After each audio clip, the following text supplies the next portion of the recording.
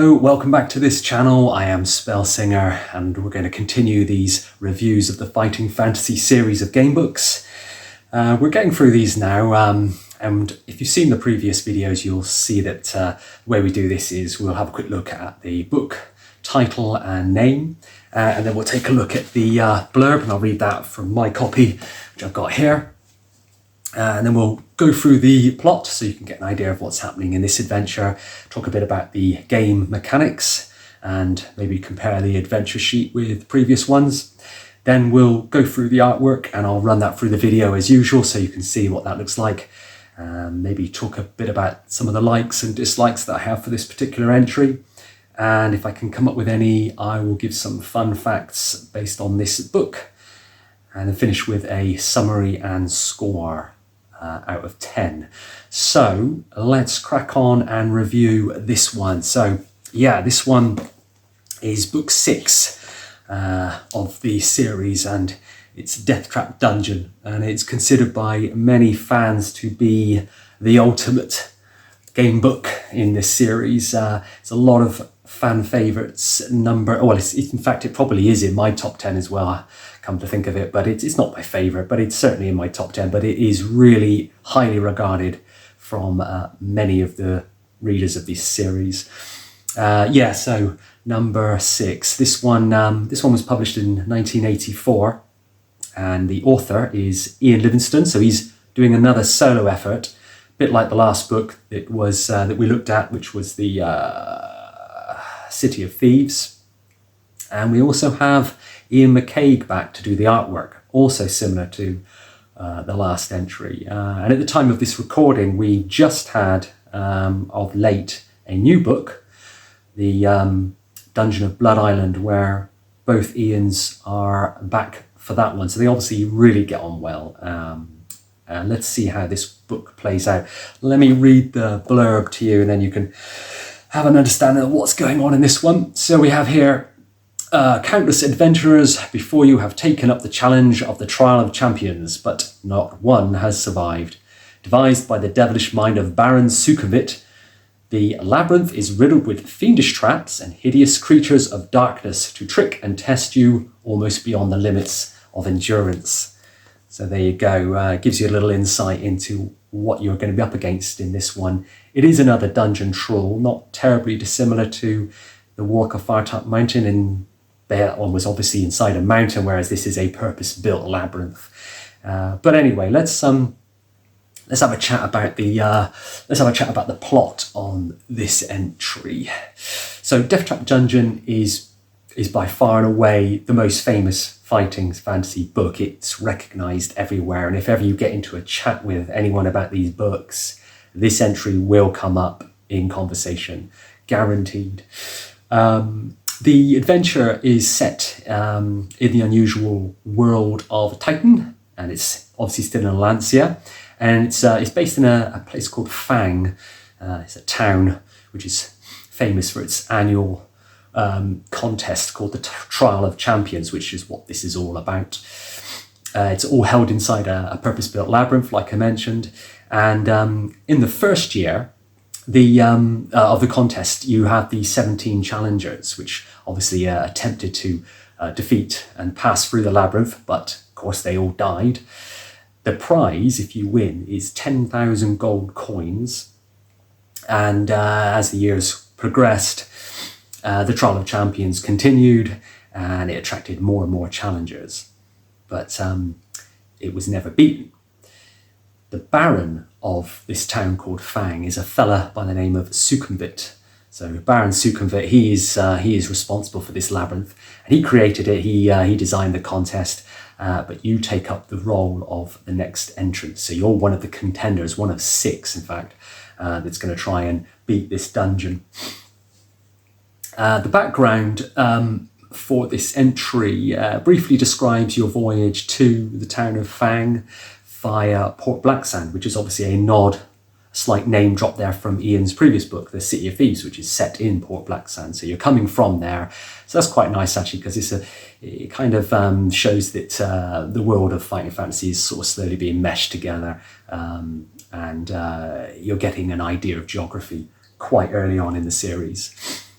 When you arrive in Fang, there are these, I think you've got about like 3 or 4 days to spare before you go into this dungeon, before the contest begins, and you're escorted to the entrance to the dungeon, and you've got 5 fellow contenders with you. I think they consist of a ninja, a couple of barbarians, an elf, and a knight. Each contestant enters one at a time in a random order. Then they're spaced about half an hour apart, which kind of makes you feel bad for the person who goes in last, because they have to stand there for 2.5 hours waiting to go in. And also, when you think about from a spectator's point of view, it's not that great, is it? Because the spectators would be sat there watching you go in, and that's it really. And then you would only see the contender come out the other end. You wouldn't actually see what was going on inside. But oh well. So a good mixed bunch of contenders, lots of original characters, and they're really nicely described as you go through the book. After some time, you learn, once you're inside, from the elf, in fact, that goes in with you, that you're required to collect a certain number of gems in order to win the contest. So those are the essential items that you need. And then you must bypass this pit fiend a bit later on, and there's your rival ninja. There's the blood beast, which is this fella here. He makes an appearance. You actually have to fight him. He showed up in the most recent book, The Dungeon of Blood Iron, and he makes a very quick cameo in that book as well. So he's instantly recognizable. He's a bit of an iconic creature, this one, the blood beast. Basically, once you've got past them, you also have to fight this manticore, I think it is, all in order to reach this gnome called Igbut the gnome, who is basically the final trial master for this dungeon. And he asks for the gems, and you also got to get them in a correct combination, so they kind of fit into the door in a combination to let you out and unlock the door to victory. You have to rely quite a lot on luck to survive this encounter with the trial master, but if you win, you get the 10,000 gold coins and you live happily ever after. And that is generally the plot. It's quite straightforward, which is nice because you don't really need anything too complicated. Ian's done these, Sir Ian has written these dungeon crawls before. It's kind of what he does really well, and you don't need to make them overly complicated. And he really hits this one. He totally nails this one. It's a cracking story, and like I say, nice and simple dungeon crawl. Work your way through, defeat the monsters, collect the items you need, and escape with the gold. Let's just touch on the game mechanics. Not an awful lot changed from this book compared to the previous ones. It's nothing new in terms of like the mechanics. It's basically another one true path story with lots of essential items, including obviously the 3 gems that I mentioned needed to open that exit.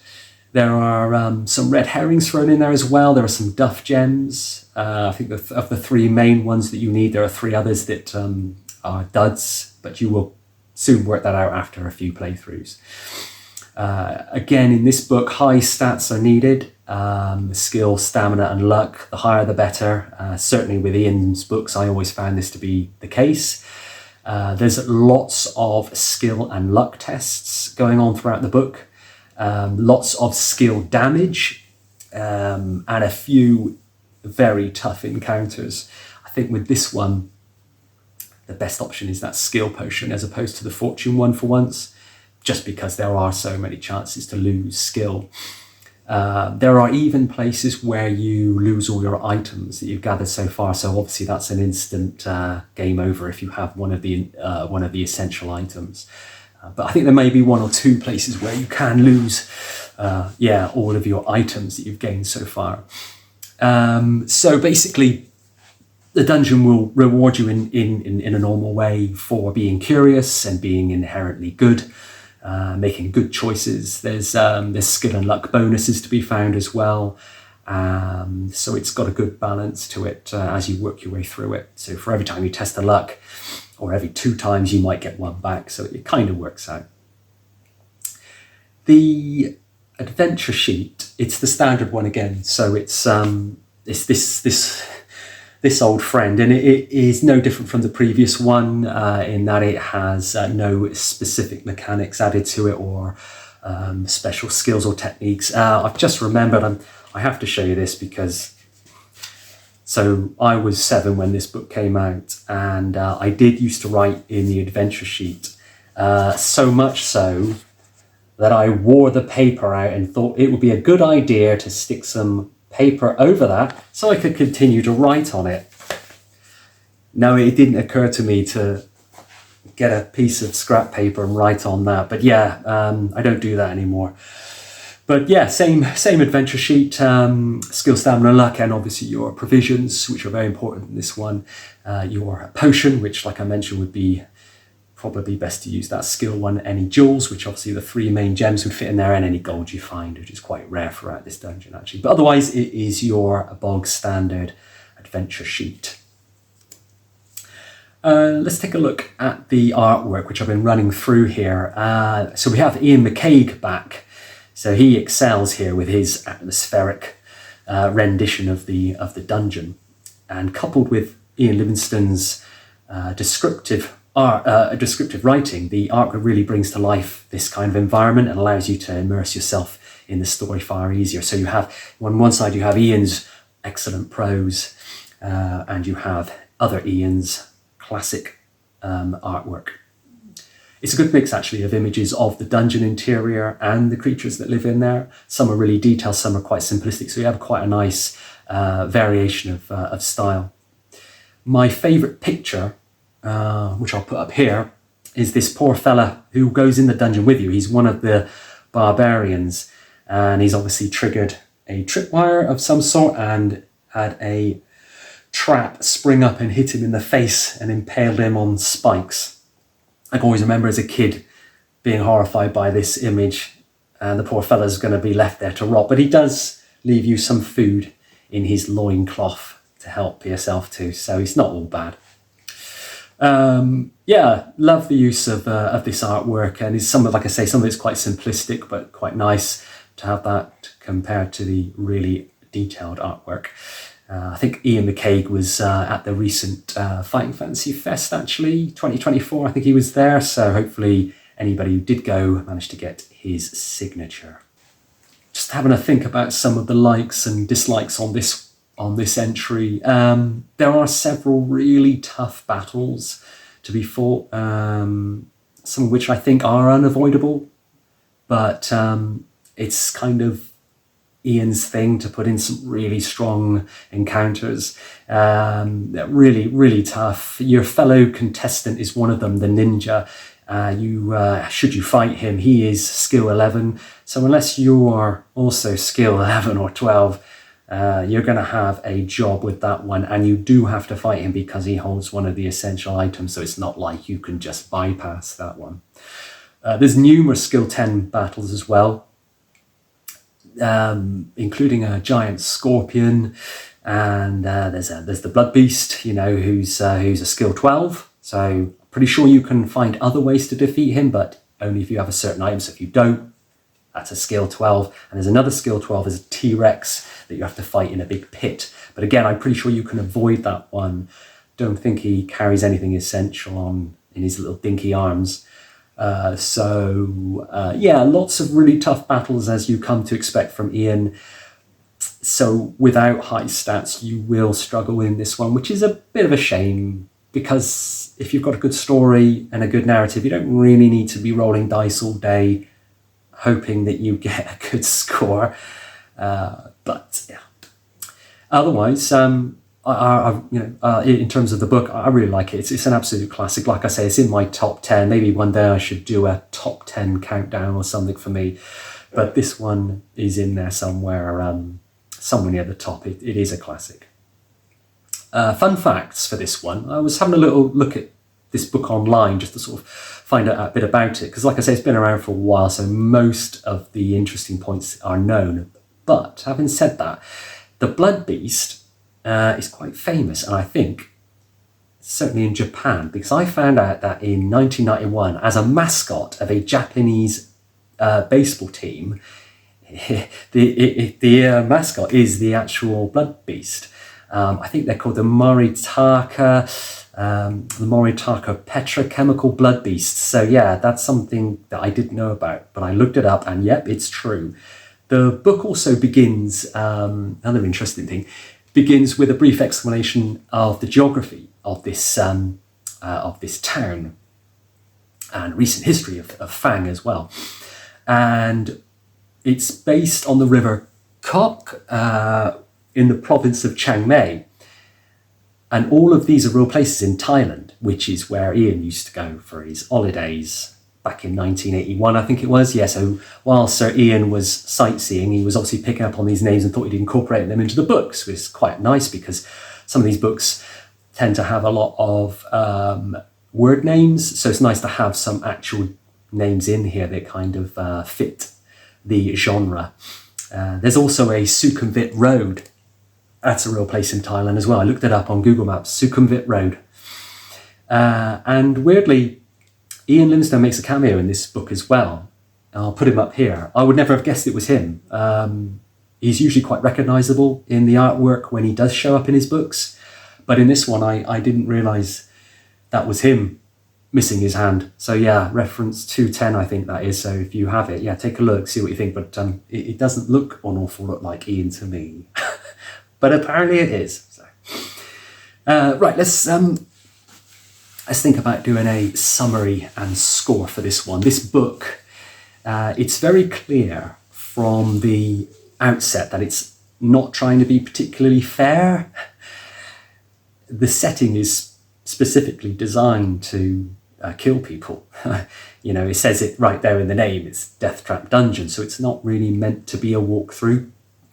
It's not supposed to be a functioning city like City of Thieves was, for example. You know, the setting is a death trap, so it's actually saves it quite nicely actually from some of the errors that occurred before, where you have random monsters all over the place. Well, in this book, it kind of works because you would expect there to be random monsters just thrown in there to defeat you. They get progressively tougher as they go on, whereas in Warlock of Firetop Mountain, that kind of didn't help the book very well because you had random monsters, but they kind of didn't really make much sense being in that environment, whereas here they kind of just feel like they've been dropped in to kill you.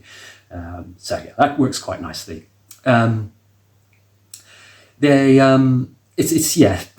It's one of those books that it's an early game book. It's number 6. So some of the flaws from the earlier game books, you get that kind of unconnected feel. But this one, you know, you can see they're working on it, and Ian's obviously getting on top of that. But yeah. The closest parallel in terms of a setting to Deathtrap, like I say, is probably that Warlock of Firetop Mountain, where that kind of felt a bit disjointed, but this one, it works fine. Yeah, the book exceeds that book in every way, in my opinion. It exceeds that first book, where they both work together on Warlock, mainly through some of the interesting details in this particular one, like, for example, the following of the footsteps through the dungeon at the beginning, and obviously those are left from your competitors. But you also bump into them, you know, and you can fight them. You even form an alliance with one of them. So that's really nice. It just enriches that environment and makes it a little bit more, I don't know, believable. Yeah, one of them you can actually team up with. His name's Throm, which doesn't end particularly well for him or you, depending on your stats. Ian Livingstone's prose in this is it's very high standard, actually. Sometimes it makes me think of a later book, which is The Eye of the Dragon, which is it's another Ian Livingstone dungeon crawl. It's terrible, but this one is kind of like his mantelpiece book, and with Craig's iconic artwork, Ian McCaig's iconic artwork, it's another winning formula for these two. I don't know, could this be the greatest game book written? Certainly in terms of fighting fantasy, like I say, it's in my top 10. So yeah, I suppose you could say it's one of the greats. Yeah, it certainly was successful in spawning all manner of sequels, because there are books that follow this one, and not just books. There are a video game. There was a video game for the PS1, I think it was, and there's even a film adaptation. So it's a tough book to finish, but I always say that makes it more rewarding in the long term. And based on all those things, if you sum it all up, I probably would give this book a score of 8 out of 10 for Deathtrap Dungeon.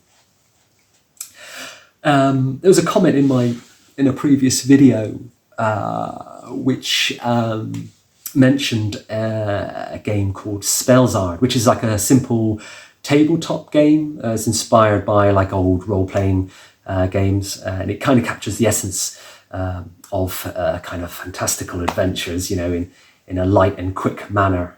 It might be something you might want to check. I'll put up a little image just so you can see what that's all about. The rules are really easy to understand, and they can be customized to suit different play styles and preferences. So it's been well thought out. It's something worth looking into if you like this kind of thing. I think the cover was inspired by Steve Jackson's original Tiger Man from the Fighting Fantasy book that he wrote, the initial one. So I think that's where that's come from. But yeah, that's Spellzard. Have a look, check that out. It might be worth a quick gander. Okay, that was Deathtrap Dungeon. If you like this, then give it a thumbs up, or maybe a comment if you want me to include something in future reviews, something that I'm missing that you might want to see. And if you really liked it, then maybe think about subscribing. And next book we'll look at is the book 7, which is I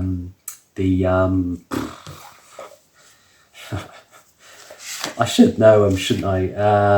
Island of the Lizard King, yeah. That is another Ian Livingstone solo effort. So that is the one we're going to be looking at next. So until then, take care.